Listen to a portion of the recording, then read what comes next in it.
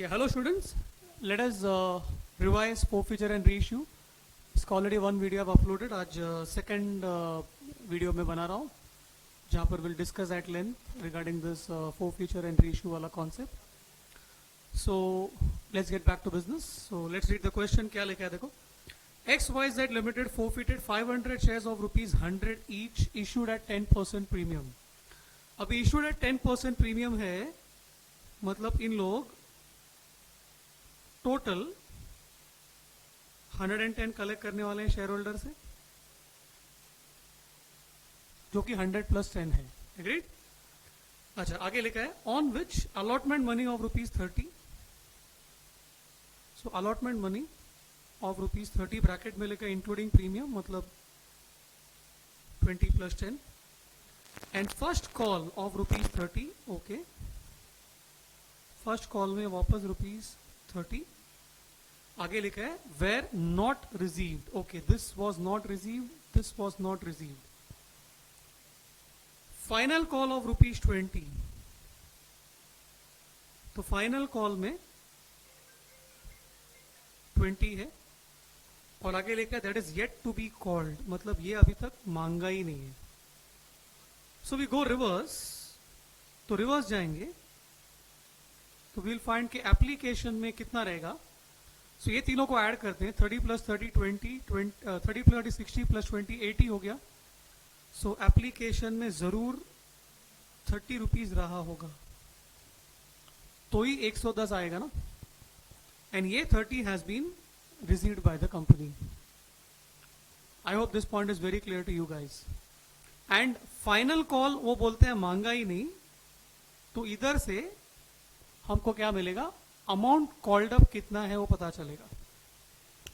So amount called up क्या रहेगा, it will be ये 30 प्लस 20 प्लस 30, यानी amount called up is rupees 80. Why do we need amount called up? क्योंकि हमको तो पता है ना कि जब भी हम लोग शेयर्स को फोरफिट करते हैं तो we debit equity share capital with amount called up only. So that is why we had to find amount called up. Fine. So क्या पूछा है अभी क्वेश्चन में, वो बोलते हैं give journal entries regarding the forfeiture and reissue of shares in each of the following cases. So let's begin with the forfeiture वाला part. So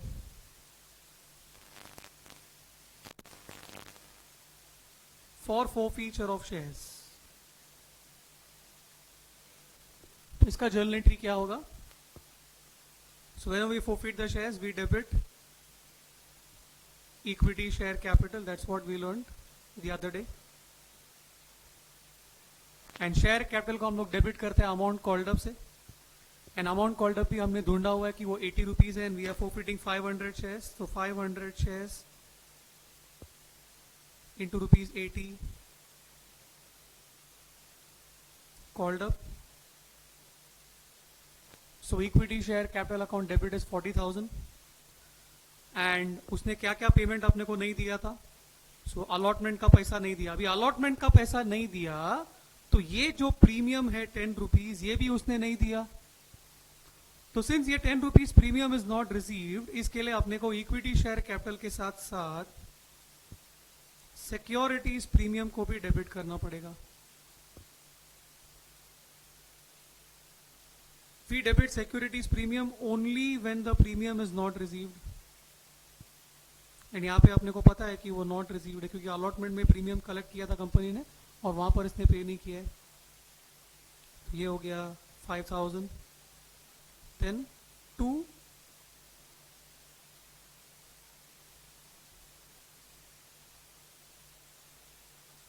so 2 allotment in arrears, that is 500 shares into rupees, that is 30 rupees. Allotment में 30 rupees था जो उसने pay नहीं किया. So 15,000. Then 2 first calls in arrears, again 500 shares into 30, ये भी उसने पे नहीं किया. 15,000. उसने एप्लीकेशन में दिया है पैसा, that won't be refunded to him.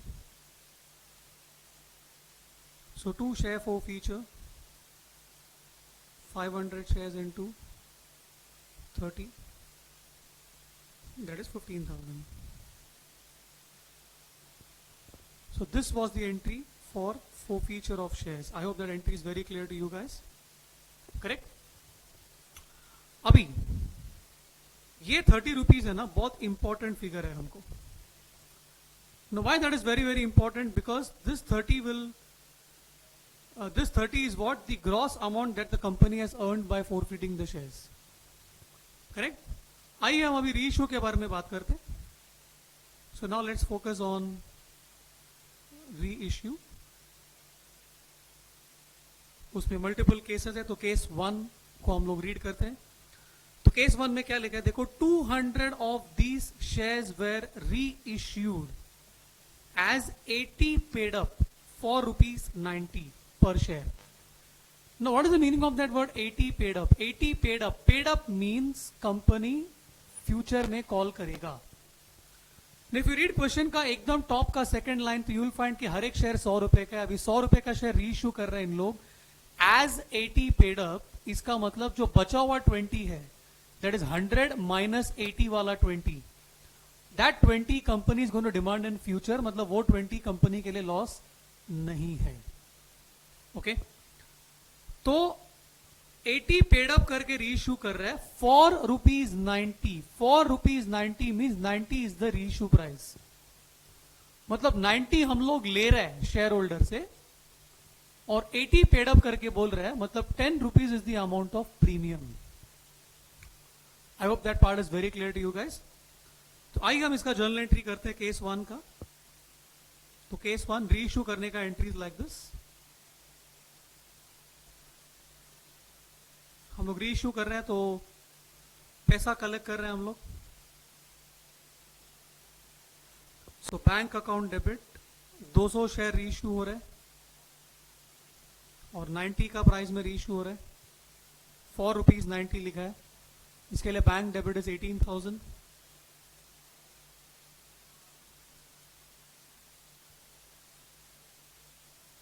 To equity share capital 200 into 80, that is 16,000.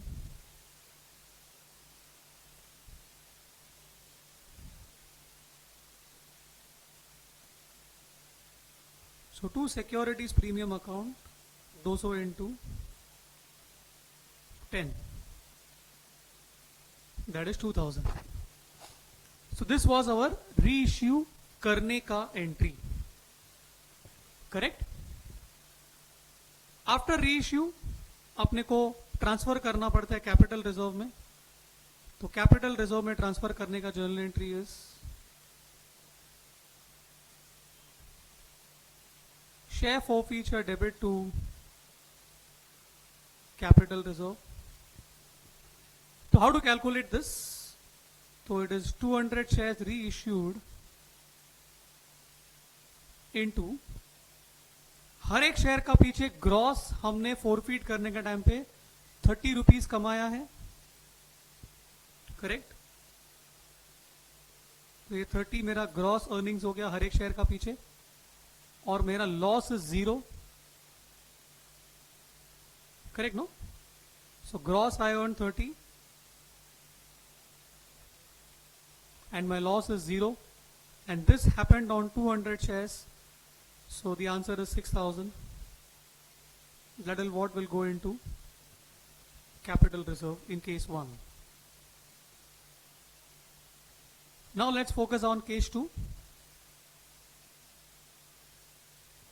So case 2 में क्या लिखा है? 200 shares are reissued as 80 called up for ₹80.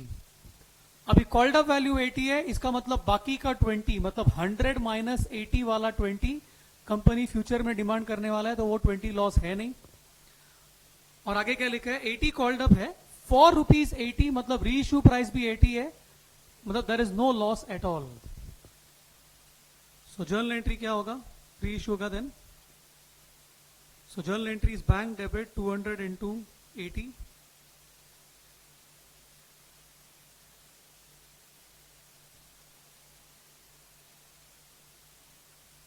To equity share capital account, that's it. बाकी का 20 will get credited to capital account when the company demands that call money, जो आज की तारीख में नहीं हो रहा है.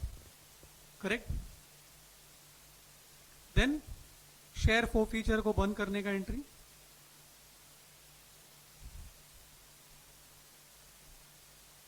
तो share forfeiture debit to capital reserve. So this will be again 200 shares reissued into, the gross amount is 30 and again the loss is 0, so it is 6,000 once again. ये हो गया अपना case 2.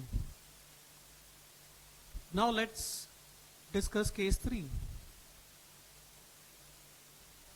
तो केस 3 में क्या बोला है? 200 shares were reissued as 80 paid up for ₹70 per share.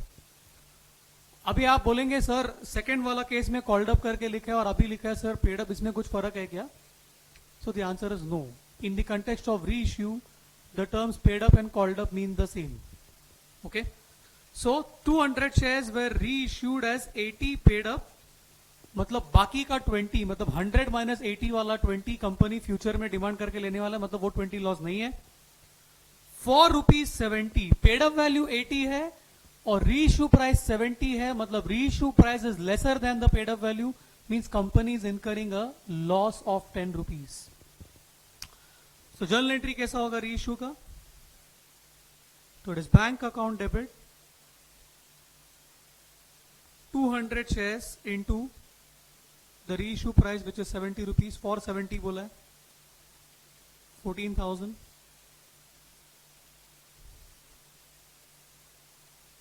Share for feature debit 200 shares into 10, 2,000.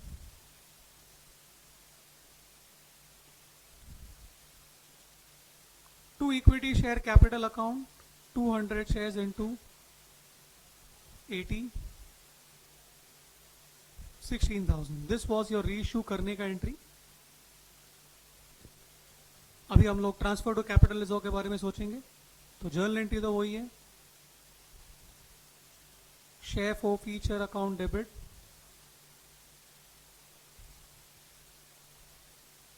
To capital reserve. This will be 200 shares reissued into, the gross amount was 30 that we earned.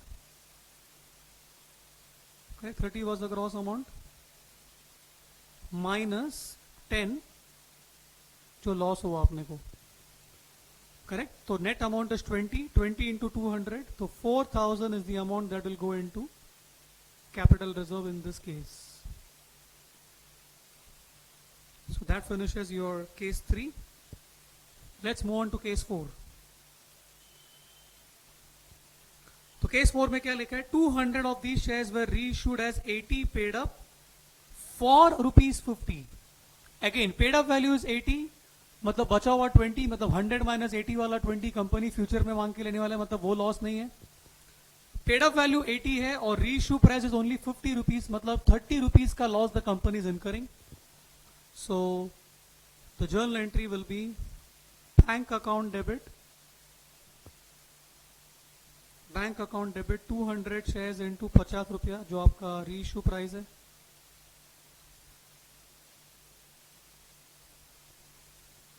So bank debit is 200 into 50 which is 10,000. 30 का loss है.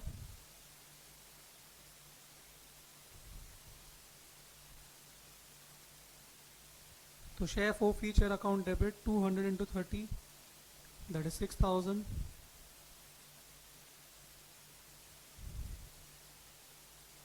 To equity share capital account 200 shares into the paid up value which is 80, which is 16,000. अभी transfer to capital reserve के बारे में सोचते हैं. So journal entry है share forfeiture to capital reserve इसका अमाउंट हम कैसा डिराइव करते हैं? Number of shares reissued which is 200 shares in this case into the gross earning was 30, आपका लॉस भी 30 ही है. ओ हो, that means nothing will go into capital reserve. Correct ना? बिकॉज जितना आपने फोरफीट करके ग्रॉस कमाया था वो पूरा अमाउंट आपने लूज कर दिया. दैट मीन्स ये जो केस 4 वाला प्राइस है ना 50 rupees, this is called minimum possible reissue price in connection with this question. Correct ना? आप री इश्यू में उतना ही गवा सकते हैं जितना आपने कमाया. तो आपने 30 रुपीज पर शेयर कमाया था और पूरा का पूरा 30 आपने री इश्यू में गवा दिया ये केस में, यानी इससे कम भाव में आप री इश्यू नहीं कर सकते हो. करेक्ट? Next case 5. तो केस 5 में क्या बोला है? वो बोलता है 200 shares were reissued as 70 per share as fully paid. तो 70 per share as fully paid मतलब अगेन बाकी का 30 कंपनी मांगने वाला ही नहीं है, फुल्ली पेड बोल दिया है. सो बाकी का 30 is loss for the company. Correct? Fully paid का मतलब no further calls will be made. तो 100 रुपए का शेयर है और 70 के भाव में रीइश्यू कर रहे हैं इन लोगों, वो भी फुल्ली पेड करके बोल रहे हैं. दैट मीन्स बाकी का 30 कंपनी फ्यूचर में मांगने वाला ही नहीं है, वो पूरा का पूरा लॉस है company. So bank account debit 200 shares into 70. So bank debit 200 shares into 70, which is 14,000.